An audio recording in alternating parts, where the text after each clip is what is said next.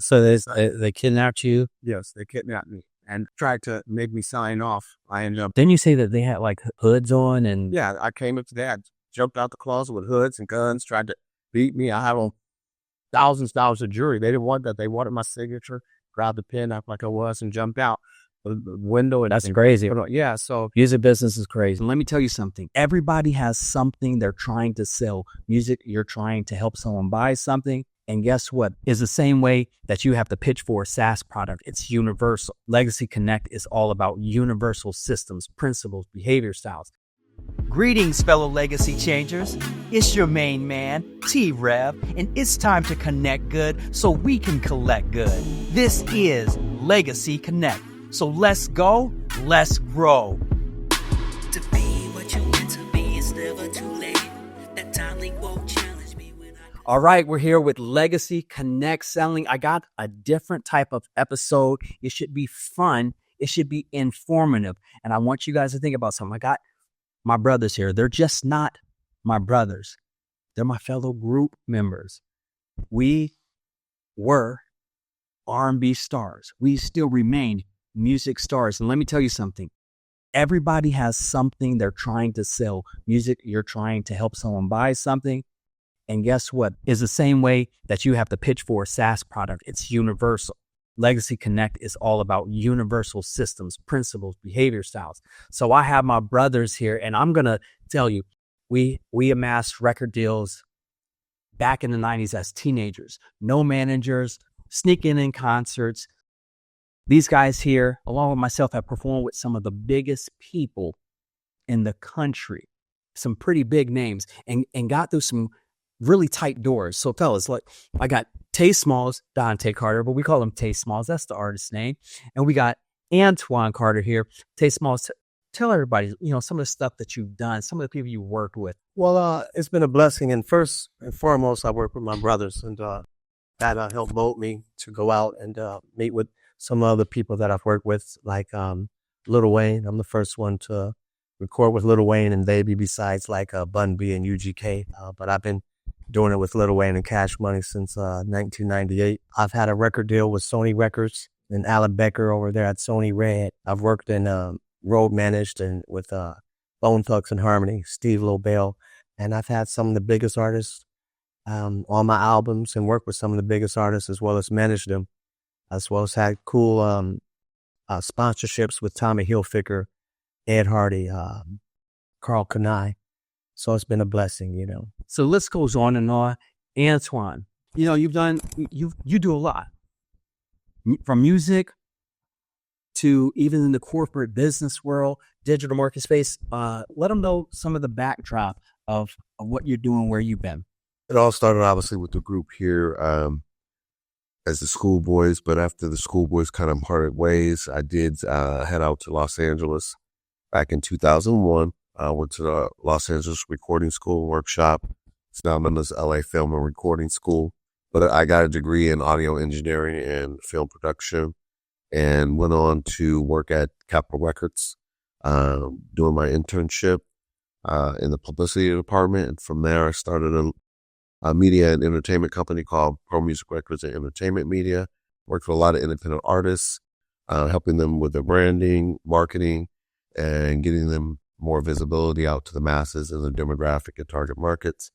From there, I actually moved to Houston back in 2016, and in 2018, I started Matrix, which is a full-service digital marketing agency for the top 20 local niche markets. And I pretty much expanded my horizons, helping companies in those top 20 local niche markets, help them get the visibility using, everything I learned from the music industry, making people famous in the nutshell, to getting people that visibility, understanding it's pretty much that same process. Yes. So fellas, my audience, I'm trying to teach them and empower them, take them to that next level in their life, monetarily for their families, having a big why, going from nothing to something good to great. And I thought this would be the music backdrop. What we had to go through, the rejection, the quote unquote gatekeepers. My audience knows I don't like that word. So I think the word is objectifying somebody, but you got to that's what they call it. but you got to get through those doors, Yes. and you got to prospect. You got to break down through a lot of resistance. So we're gonna go through a journey here, and show them some of the parallels that they can take with them and use in the quote unquote business world, SaaS, tech, whatever space they are in. I don't care if it's B2B, B2C. So let's talk. Let's think about the journey, guys. And when we're having a conversation amongst us, let's go back down memory lane in terms of us making it. So let's go back to the school boys. 1988. What do you think was the hardest part of getting through a door? What was anywhere in the journey? Start anywhere. Antoine, Dante, what was the hardest part? I would think that the hardest part was actually there was no emails and stuff like that. So just doing the calls and the cold calling and getting through the secretaries. That was the main thing. Getting to the main people, because if you got to the main people, I seen that once you got to them, they were very receiving. But to just get to them was so hard. So because a lot of people, they're intimidated, especially from talent. They're intimidated from good-hearted people and very driven people. So Who's the people you saying are intimidated? sometimes it's the people that are working for the people that you're trying to get with. You talking like the receptionist, the people answering the phone? Yeah, the people answering the phone. Sometimes, You thought they were intimidated?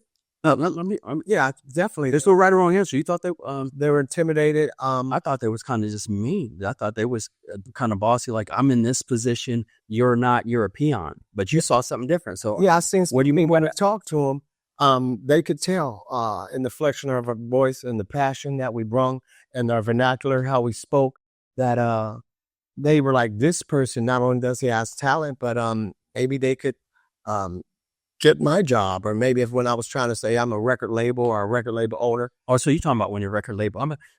Okay, that's two different things. Because when we're trying to make it, Yeah, I think, and Antoine, you can chime in. You can tell me if I'm wrong. I thought that the resistance we got, and let's talk about approaching. We're talking about the approaching is a tough thing. So we're talking about sellers. You have sellers for your company. You picked up the phone and call. You call 50, and you have to go up to 50 when he's got bodyguards around him. They get approached so much, and even the secretaries, I think they look at people belittling way. Yeah. The same way when you pick up. I take a lot of phone calls at my company. People trying to pitch me AI products, SaaS products, and then I have to pick up the phone and call people too. My sellers have to call people.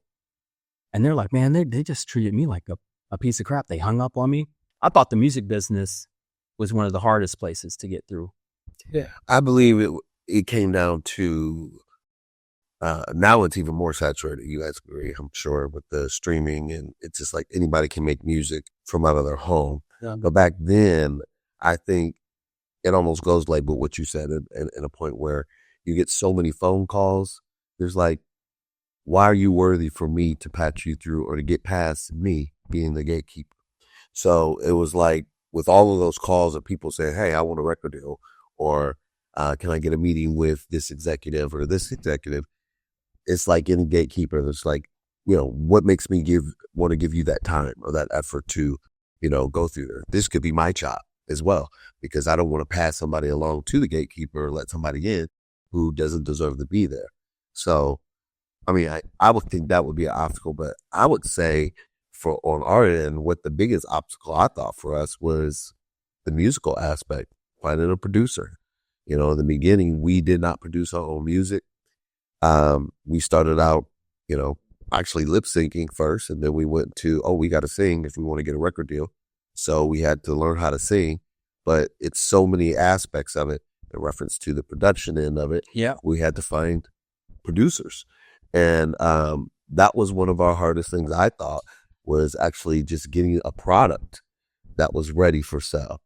And, when you really truly think of it, I mean, we all individually did our own albums, but collectively as a group, we never completed a full project. I think there's some production. There's something in there. The product, the service. I know you got something to say there. The product and the service has to be good.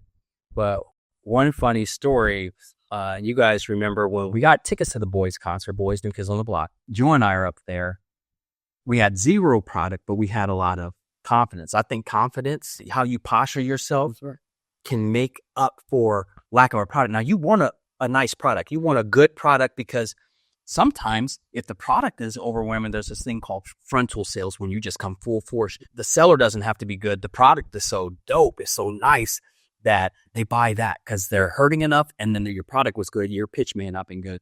But one time when we got up on stage and Joe was singing, who was better in business and the dancing, the choreographer. So he's up there, and you guys know the story, but you know, when he was singing up there, right after we sung after the girl who sang, I Believe the Children of the Future, Whitney Houston, she should have never sang that. She should have never sang that song at that age where, you know, and Joe gets up there, he's singing, you know, and Joe will tell you, you know, he was singing real flat. 14, 15-year-old kids singing flat. Product was bad. Now, I came in, and I'm not saying I was the greatest singer, but that tenor came in so smooth. 20,000 people erupted. We won their little showtime at the Apollo. Next thing you know, we're at backstage with the boys, New Kids on the Block, Mike Tyson. I think you guys went to the dance club and skipped the concert, but we started going to New Kids on the Block concerts after that. But we didn't have a good product for a while. But we made up for it with confidence. Yeah, that bravado. Yeah, hey, I've got something, my potential. Yeah. So what were you gonna say? There was some of you say, even when I had the product, even when we had the product, a lot of the gatekeeping. There's a few things. When I was saying intimidation, a lot of the people that were working as secretaries and ARs, guess what they wanted to be? Musicians. They wanted to be artists too. That's why they were there. So one, they're like, shoot, if I get this guy through the door, maybe I won't get my demo that I've been just trying to shop to them. You got to remember, Luda worked at the radio station, but the whole time he's working at the radio station, he's trying to get his demo to the record companies too. Then again, a lot of people, the second one I would say is they pass the ball to their friends or to their family. Yeah. When you could be hotter than ever, but they're like, man, but my cousin MC Day Round and MC Shoestring, they're good too, but they're not nowhere good as us, but they're going to try to get them in. Thirdly, you're talking about, so the people that we're calling on the phone, because I know we still cold call. Yeah. And say, hey, we have a group. Yeah. We got 5 people. Remember the marketing, and hold that. I would MC J-Ron, hold that thought. Because we're calling people, but I want them to see the parallels between business and music business. It's all business. It's all sales. We'd have to call in there. We would have to have a marketing strategy. Yes. Yeah. People don't realize that 15 years old, we didn't have a manager. No. We didn't have a manager. You have to have a sales. We created the sales pitch. But first I teach them, okay, the 10 steps. Okay, you got to target, you got to identify who are the people, not just the decision maker, who's the influencer of the decision maker. That's one big step.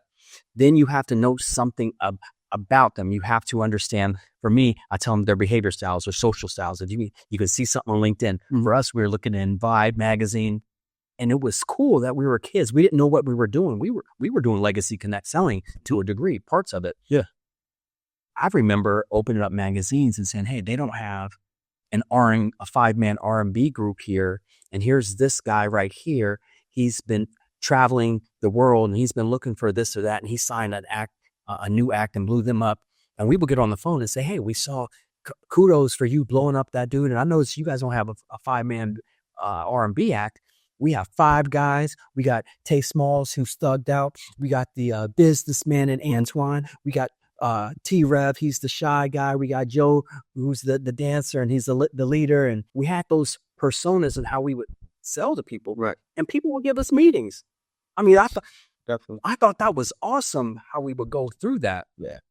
So when you think about setting that up, I want you guys to be thinking about some of those things. And I was thinking about that when sellers have to know who the competition is. You said someone trying to get their cousin put on at a record label. You called that person, but they really have a cousin or a nephew that they're trying to get signed. And I think you were mentioning something like that person will see you, that you're good, and say, hey, they're going to take my cousin's spot. Is that what you're getting at? Yeah, definitely. Have you experienced that? Was there an artist that you felt that you were up against? Ever? I mean, it's been artists even within when I got bigger, artists I was up against, and even within my own camp with with even with me and Bone, me and Busy, we had songs together, and then Bone, and they would have certain songs they had. I Tried, and Busy wasn't in the group, but they let me and Busy go on stage one time before them. I mean, they went on stage and did I Try, and they let me and Busy go on there, and they would never do that again. They said, you guys can't go on stage together and do. Well, that's when you had the product good. Yes. Or hey, praise God for that, but that's good. You got your product was. But let's talk about what. So the hardest thing for these sellers to do is they'll get on these to approach, know how to approach, know how to overcome the hangups, even if they have a good product, because the product doesn't ever get seen. Call them back. Okay, and then what do you feel about knowing about your competition? I want to hear from both of you. And talking good, bad, or being neutral about the competition. So this record company, it wants to sign a couple of rappers or R&B acts, and you kind of look like, smell like, taste like that other act. Do you say, hey, we're better than them? Or do you say, you don't talk about them at all and you just let your talent do the talking? Or do you differentiate and say, hey, this is how we're different? What's your thoughts on that? And if you could think of a time, I want you to think about, I'm trying to remember some times when we may have had something like that, but give me your thoughts on that. Well, in my business now, we do a competition analysis. So we go out and search. If I doing a campaign for somebody, I'm like, okay, what's your industry? Who's your top 3 competitors? I thought we did that as youngins as well. We were, mimicked or compared to The Boys, New Edition, New Kids on the Block. I mean, there were so many groups back in the 80s and 90s. I can't think of them all. But the whole point is that we would compare ourselves to them and then identify ourselves with our strengths and what was better than them, whether it was the look. Back in the day, the look was very important. Whether it was our dancing was very, very strong. We were choreographing for everybody, including some of these acts that we had named. So I think that's where our strength carried. And then we would always bring up our sound, though, too. Our sound was a little different, diversified. I mean, I think that's what we were looking for to create our product, but that was our sales pitch as well. Is there anything else I can think of in reference? No, that's like highlighting those things. We were resilient, though. We would. I like what you said, resilient. Put that give him the mic. Oh, yeah. Yes, huh? Yeah, we were super resilient. We would call. If they didn't answer, or they gave us no Monday, we would call back Tuesday, Wednesday, and Thursday. And someone's going to pick up that phone. So we were super resilient. And we were bold in what we were saying. We believed in ourselves. And so we definitely made them believe in us. And I don't even think it was a forced speed. I think it was just more of, they'd seen the passion and they'd seen the determination. Right. So they're like, okay, let's at least give it a shot. Yeah. So I think that's a lot has to do with it. You have to give yourself. I like that. We were ferocious with it, calling people, the same people, and then calling them back a year later or popping up at a conference. That's what Evan said. He said, I liked you guys, and I'm super busy. He said, but you guys just kept calling me. He said, I just said, you know what, girl, we should try to consider this, because these boys just won't let me off this phone.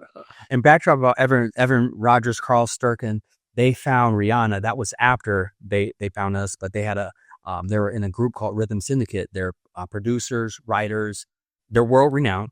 And so in 92-ish, 3-ish? Yeah. Marky Mark, you may know him as Mark Wahlberg. You may not know him as Marky Mark if you're Gen Z. I think the millennials know him. So we go to a Marky Mark concert. This is a crazy story.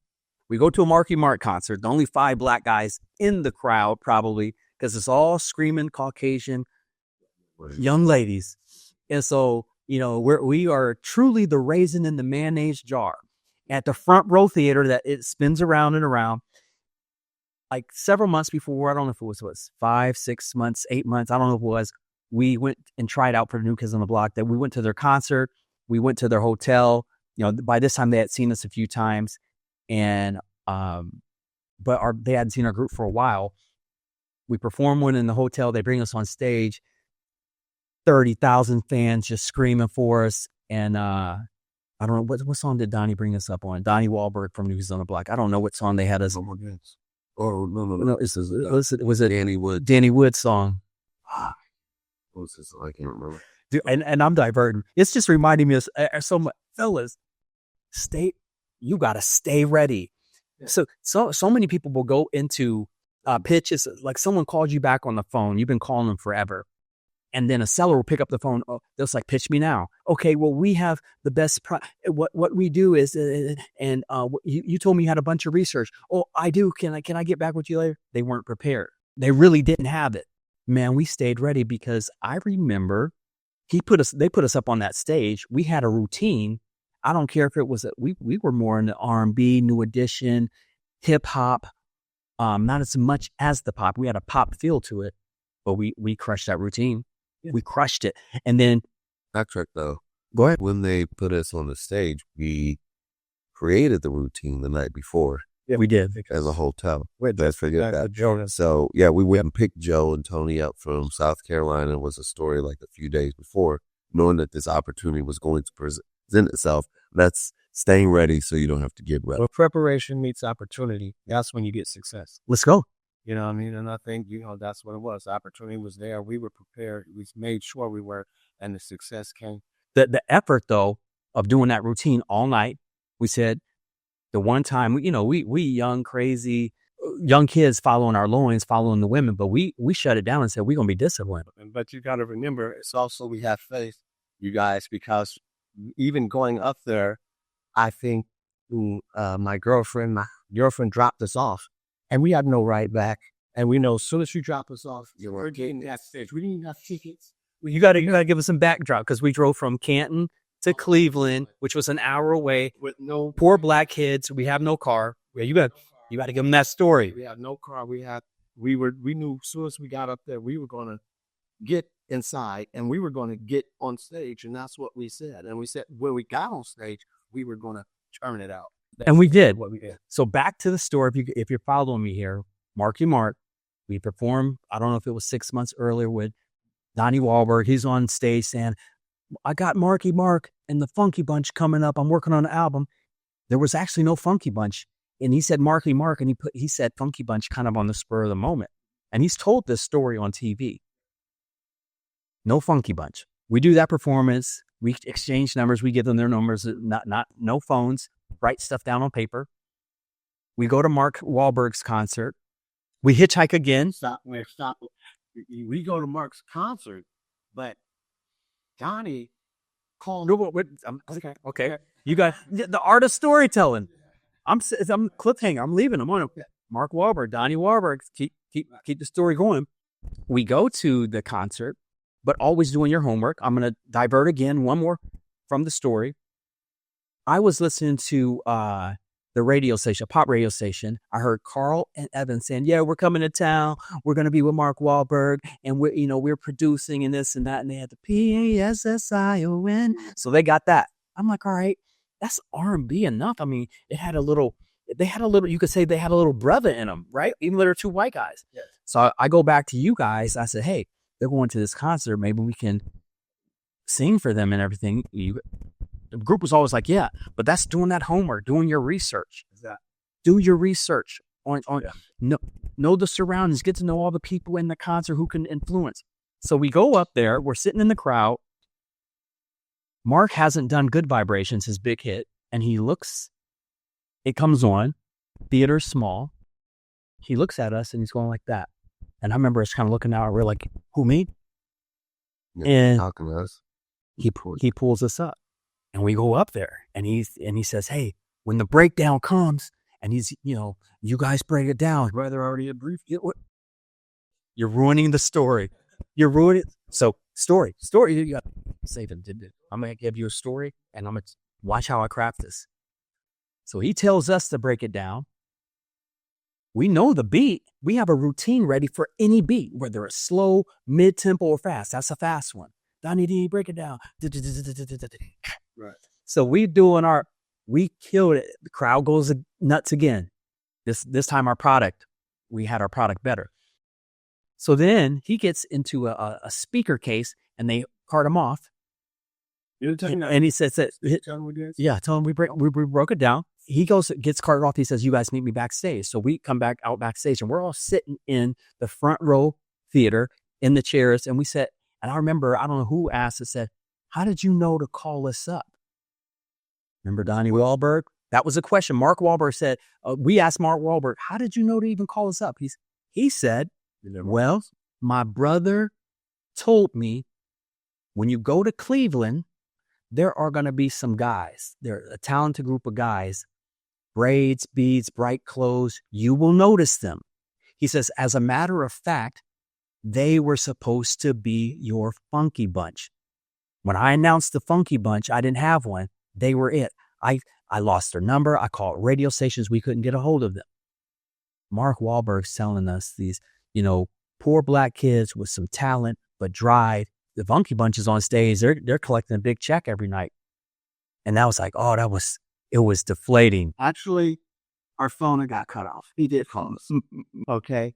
Let's keep it to his bucket. He called us. Our phone was cut off, but we didn't care about that. We didn't, we still. Our phone booth wasn't called. Remember that phone booth we go to around the corner? You may have to tell them what a phone booth is. The phone. This is in the snow. This is the phone booth was on like McKinley Avenue, 7th and McKinley. We lived on like 9th and it's a block away. Yeah, it's a block away. And we actually, that was when you could get phone calls to the phone booth. And so we actually had the record companies calling the phone. Yeah, hello. Yes, this is. We'd be walking by that phone booth. But yeah, but that's a crazy story. There's so much in there that you guys can extrapolate in. But that's how Evan was there though. And we missed that shot of being the funky bunch, but Evan Rogers, Carl Sturken are there. We go up and we sing a song that we had a cappella on their tour bus, and they were in the stands watching. So the band members went and told Evan and said, hey, there's some boys, you should check them out. We go up to Evan the morning, and he's like, no, they told me about you. Y'all, you guys come audition. We go up there and we do the thing, and Evan Rogers says, I'm going to work on your album and make you guys my dancers. So we were multi-skilled. We had the ability to be choreographers, and we also had the ability to sing, so we could do both. So one can keep you fed. That's why I kind of liken that to, you should know how to be a seller. You should know how to do marketing and branding, because both of those skill sets can get you somewhere. So, but having said that, I think there's a lot that someone can get out of that. What was the happiest? And I'm gonna go with you first, say, then you tell me, Antoine, what yours was. What was your happiest moment? What do you think your greatest feat was? I mean, you was in the group with us, Dante. You went solo by yourself and did some big things. What was not what paid you the most money, because you were able to get some money, but what feat was the happiest for you? You be thinking of yours. Well, there's two that come to mind. When I first signed my deal, I was extremely elated because what deal though? You have to yell. Oh yeah.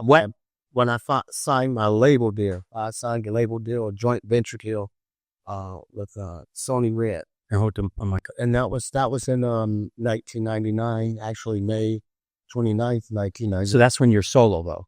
Yes, that's when because he's in a group with his brothers, but what made him happy is when he was not with his brothers and guys got that solo deal. So to let the record show. Did he? Oh no! But his record show, he said what happened is, well, what happened was that when I finally got that deal, I knew, you know what? I don't have to be in the streets like I was. So that made me happy. So now I can pay attention and be with my brothers. Now I can focus on being with my family. I can take care of my father like I want to. You did have a nice house. I remember that. Yeah. Is that when you got the house? Yes. Up on House Wells. Yeah. And then another one is when I ended up losing that deal and suing the guy that I went in business with and winning in court and getting my master's back. So being resilient enough to. So, but you got that deal. People want to know how you got through the struggle. Says that made you the happiest. And try to be concise. What were, because I know we're coming up on time. Yeah. What were some of the things that you did to get a label deal? So you had to approach something. Yes. Was it a gatekeeper? Was it why am I getting brain fog? A&R? Yeah. Was it the label owner? Where did you have to travel somewhere? What was it that you did? What was the grind? The grind was first, you have to invest in yourself, because if you don't invest in yourself, no one is going to invest in you. Even if it's not just monetary, you have to invest something. And I had to get out of it wasn't coming to me there. You have to get out of your comfort zone and comfortability. If it was New York, if it was LA, if it was Florida, wherever I had to go, that's where I went. So where did you go for this? Where were you at? I went everywhere. No, I'm saying, but how'd you get this label deal? That you said made you. I'm keeping you on track. What made you happy? When I went down to Florida, I went to How Can I Be Down? From Ohio? From Ohio. I traveled. I spent all my rent money. It was everything I had. We had actually had a note on the door, like, if you don't pay rent, you're gonna leave, and you have to leave. And I told my baby's mother that, listen, this is gonna happen for us regardless. She's like, this is our rent money. I'm like, listen, I'm gonna make this happen. So I went down there. I had a leap of faith, and when I went down there, I presented myself right. I had all my artists holding the flyer. How many artists did you have? At that time, I had 2 artists that were in wheelchairs, Big Willies. I had Big Balls. I had Snap. I had actually Stefan. I was signed to DTP. And he goes by Steph Jones now. No, but he goes by Garain. Yeah. He's big time. He's a big time influencer. Big time. He's here in Austin. Yes, is he? We need to tell. Wait, well, let's keep on track. So you were not just an artist yourself. You were a leader. Yes. You're a leader. Do you feel that they were following you well? I felt they were following me at that point. Yes, there was some Benedict Arnold stuff going on later on. That's always going to happen, but they were following me. They were. You had you were. They knew that I had what it took. I knew the people. Like what I would do. Story the back what I was doing. If you seen Drake and you seen these 2 brothers, and they were called the Littman brothers, most 95% of people just run up to Drake because that's who they know. But who was the guy that I would read, and I'm like, Monty and A.B. Littman. Then it's the people that I want to know. I'm like, who owns Drake? Who owns Birdman? Who owns these people? I want to know. Bosses deal with bosses, and I knew I was a boss. Let's go. And so that's why I would study the top tier people and really go for them. That's good. My mentor calls them the black dot. He says there's black dots, and then there's green dots who influence the black dot, because the black dot always gets an opinion from them. And then there's Smurfs, the people who can tell you no, but they can't tell you yes. And you end up talking to them, and you go nowhere fast with them because they have absolutely no influence in the organization. So you've looked at, and sometimes artists don't have too much influence. They're like puppets many times. Let's be real. Yeah, certainly. And you're talking to them, and they don't want to even take you to their boss. So you got to go around. So you circumvented that. So you went to the record company owner yourself. Yes. In Florida. Yes.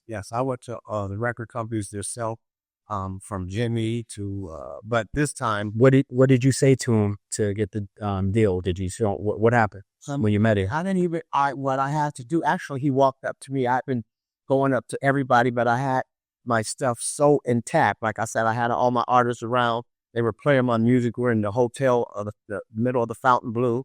I guess it did help that Jay-Z and Birdman was next to me, and I'm talking about doing a song with Jay-Z, and I'd already did one with Wayne. So, and this guy seeing me with all these artists around me holding up my flyers and my posters, and they're like, "That's you." I'm like, "Yeah, that's me." And he's like, "You own your masters?" I didn't know what masters was, but I owned everything that I did. And so I'm like, "Yeah, I own it." And then he's gave me his card, and I'm like, "Thank you." I didn't even know who he was. I didn't, and I'm like, I'm Little Joe Records. I'm like, okay, but I'm thinking of Rio Cohen's and Sylvia Rones and LA. So bigger names. Yeah. So I didn't know that he is a big guy, just connected. Sure. Yeah, he's a big guy just in Florida, connected to the people in New York. And he came up to me, and I had my stuff together. He seen that I had the music; it was already packaged. So presentation is very important. It was already and you listened to the music. Did he offer you on the spot, or what? He said, I gave him the CD. First, he gave me his business card. Mm-hmm. And I'm talking to him. I'm like, "Yeah, thank you." Then he seen me, he keep on talking. Then he came back up to me and he gave me his cell number. Then I'm sitting there. Then he came back and said, "Here's my home number." Wow. And so you just seen, I'm like, okay. And the next morning came, he met with me and Antoine. We played the music. Later on that evening, he called me to Don Shula restaurant in Miami Lakes and said, I'd like to give you a record deal, a label deal. Like you said, venture. and what was your immediate reaction? My immediate reaction was, I can get off the streets and quit doing the things that I was doing. That was your immediate thought. What was your immediate reaction when he said, hey, you said this was the most, were you subdued? Did you show anything? No, I didn't show any emotions like that. I said I was thankful, but I didn't want to get too happy. Did you? So you was like, you act like you've been there before. You got the touchdown before you. I did. I've been there with us before. So I'm just saying for that, because all right. So because I'm pulling some stuff, I'm thinking some stuff, Twine, and I want you to. I hope you thought about yours, Twine. No, that's a tough question. Yeah, but check this out. So I let them think about this. Here's what I heard in that story. One, you were a leader, so you have to be a good leader. You have to win hearts. So you had a good entourage and people you were trying to help. I think about being other spokers. You said I had already done a song with Lil Wayne. You had to pay for that. You didn't tell how much, but you did pay some dough for that, and you saved up your money. A lot of sellers, entrepreneurs, they want the fame, they want to get the breakthrough, they want to do a startup. They don't want to pay for coaching. They don't want to pay for the research. They don't want to pay for a product that'll make them better. I have colleagues that were like, you know what? The company may not be providing this for me, but I'm going to go buy this SaaS product that makes me better. I said, boom. That's when you get a fist bump from me, because I'm like, you invested. So you invested in yourself. What I forgot to tell them when I was going down to Florida, I just wasn't going down there to go swimming. We were going to a convention. So basically, did you know how to swim at the time? Yes, because black people don't. I'm scared. Go ahead. You were going to coach. We were going to a convention, and basically what we're doing right now is what I was going to do. Learn how to get a deal. It was the Impact Convention where they showed you how songs were impacted on the radio, and there was panels on teaching you how to get a deal and teaching you how to market yourself. So, and all the record labels went there everywhere. So you were going. That's another investment. You guys are both there. So I'm trying to get my peeps, these legacy changers, to think about the different things that it takes, yes, to catapult, to win the deal, to make yourself better. And then where we left off is, I was like, you said when you got the deal, you act like you had been there before. Some people spike the ball, do a bunch of little dances and stuff like that. And some people are like Barry Sanders, who hands the ball off. And I know when I've closed some pitches before, and you get to the part where, and I hate the word close. Did you close it? People close themselves. They do. If you do a good enough job and they see you, they trust you, and you've really presented something that can help them, people love closing themselves. I want this. I want to buy this. People hate to be sold. They love to buy. Everyone knows my saying, and it's true. But I've been on a pitch before, whether it be music, whether it be consulting, whether it be marketing, whatever. And they say, you know what? I want to do this. And I've been like that amateur before. Oh, you get frozen? So I did, yes. So what I sent the link to you. You could just sign. And you fumbling, you're acting nervous, and says, Gray, you made a great decision. This is going to change your life. It's going to help me too. We're going to have a great partnership. Let's do this. Yes. You know what I'm saying? That confidence. Like, there's some people just get like, even if they get they'll approach someone, and we were hoping that my company does X, Y, and Z, and we solved this problem. We saw that we could help you. I'd love to meet with you this week to talk. Yeah, so sure. Ahead. Yeah, okay. So from Monday, Tuesday, they start stuttering. They're surprised. They didn't have the confidence to think they'd even get the appointment. Yeah. You know what I'm saying? Anyway, Twine, did you think of like what was your greatest moment? Thinking about this, I don't have one particular that stands out. I would say, what's something that like impinged on you that you think about that our group did? And it could have been you. It could have been something individually after the group. I think that's where it's so hard, because we went through so many ups and downs, with the group. We had highs, we had lows, we get a record deal, we lose the record deal. So, I mean, happy moments were always those great accomplishments when we accomplish something that we have worked so hard for. So when I was thinking about this question, I was really, really thinking about when I had an idea, such as starting my businesses. I had 4 tax IDs.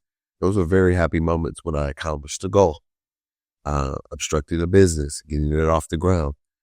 Pro Music Records, very happy moment in my life. Came up with an idea that was not known in the industry, providing the first media marketing company. Let me help you with one that I love. It's not music. It's like we never took a break from music. We still do music to this day, even in the middle of my businesses. My album. Yeah. 11 more. Your album. I think that was probably my most biggest accomplishment because stating what we said, we had never had a full product with the group. With the group, yes. The group had only did demos. Back in those days, the product was creating a demo to have the record company invest into that demo to create an album. And I felt going to school as a producer, understanding the industry when I went to school and then went to Capitol Records, was like, man, if we could have just made that product. And even when we put our group back together and we made the last product that we had as a group, it still was that 4-song demo. Yeah. So when the group broke up or dismantled, it basically came down to like, I have to complete this goal. I have to finish a product. And the Antoine Carter 11 More album, was created.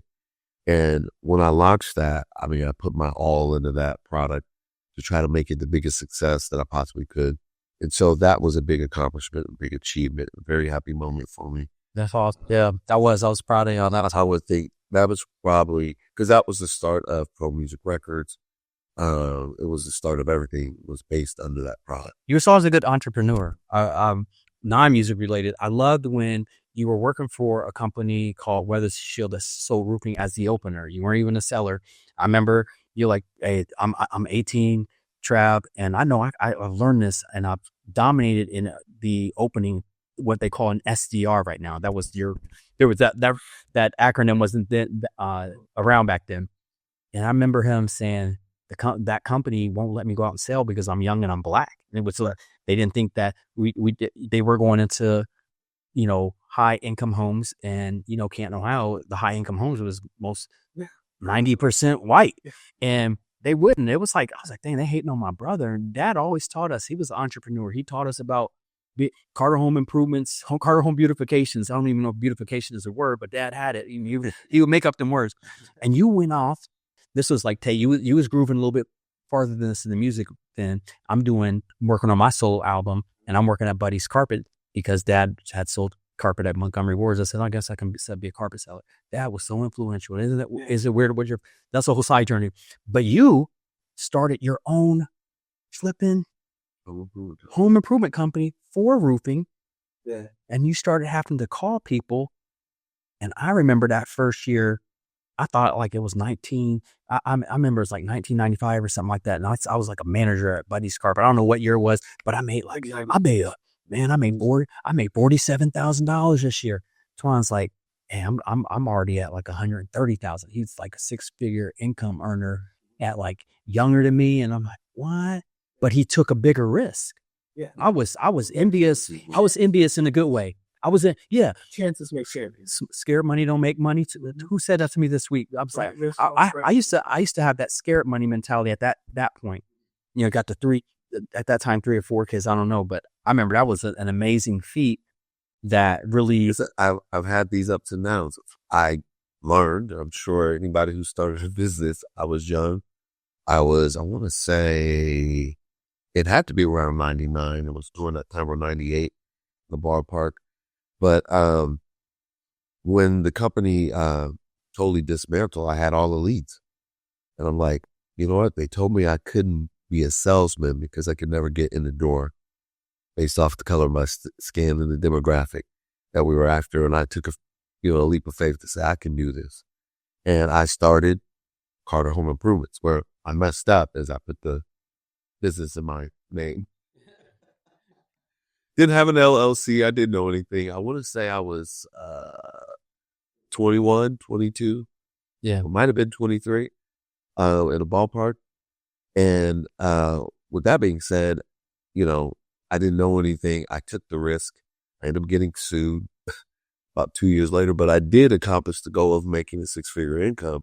I went from probably making 60, 70,000 to a couple 100,000,